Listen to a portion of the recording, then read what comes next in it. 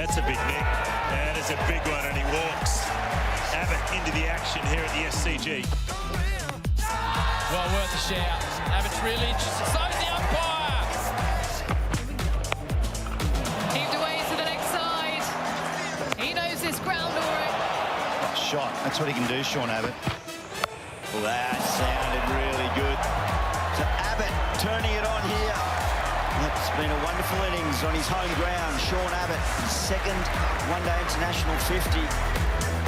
Look at those, the all-round skills on display at his home, the Sydney Cricket Ground. He gets to wear those Australian colours again in the upcoming T20 series in the West Indies. Welcome, Sean Abbott. Thanks, guys. Thanks for having me on. Yeah, now Sydney may be your home, obviously, but you're in beautiful Brisbane as we speak. How is it?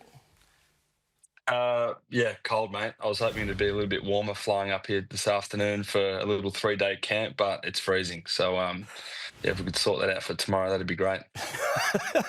Tell me this. Look, we've got plenty to talk to you about. I just want to get back to Pakistan, the Super League that you were in, because that sounded incredibly hairy, the exit from Pakistan when there was a conflict, Pakistan and India.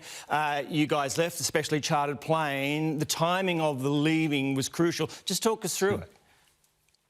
Yeah, it was very different for everyone. But personally, for me, I found it quite a traumatic experience, to be honest.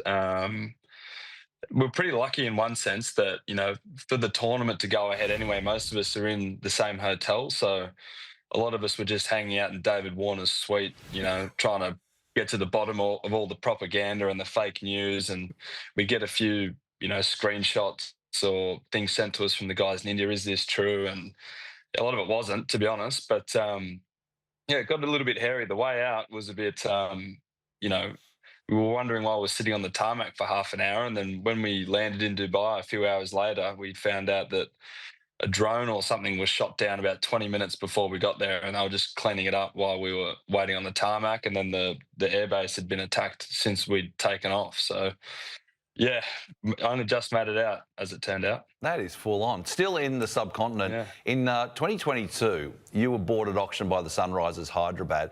How does it feel to be auctioned, and what are the emotions that you're going through as you're being auctioned? Yeah, I mean, it was obviously a surreal experience just to be, you know, involved in the IPL. That was the second time I'd been involved, and yeah, the first time was a number of years before that in 2015 with RCB, and you know, it's certainly a hit to the senses or a shock to the senses playing in the IPL. It's incredibly loud, and we've all seen it on TV just how much the fans enjoy it, but the whole draft itself, or the auction, sorry, itself is a pretty cool experience. I'd be lying if I didn't say I stayed up all night watching it, hoping my name would get called out. But yeah, I was ecstatic. The chance to go and play in the IPL, you know, is a fantastic opportunity. I think it's the best domestic league in the world. It's so competitive. The players you get to play with and against are unbelievable. So yeah, something I look back on fondly. But the whole auction experience is a bit of a circus, to be honest. Sean, the whole Australian Test attack are your New South Wales teammates. Starved you of an opportunity. How do you balance the opportunity with friendship? Yeah, I mean, I've said it a few times, but I think, you know, whilst these guys are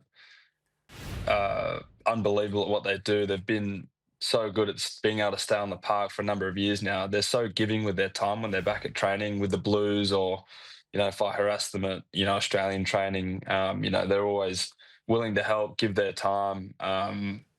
You know, so I've always been grateful for that. There's certainly been times when, you know, I've been at training and I was like, man, I just need to go and just kick Starcy in the shin here or something and give him a couple of weeks off just so I can get a game. So it feels like you're going really well, and it just feels, sometimes it can feel like you're so far from getting a game because these guys are so good at what they do.